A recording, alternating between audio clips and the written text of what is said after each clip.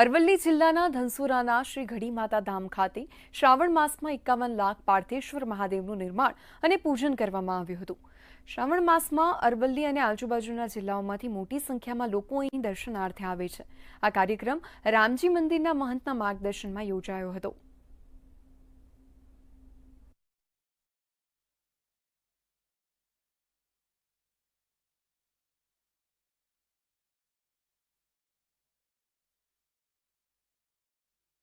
क्या ना थयुं एवुं अनुष्ठान गढ़ी माता में तमाम भाईओ ने बहनों ने बाळको ने बधाने मळीने कर्युं।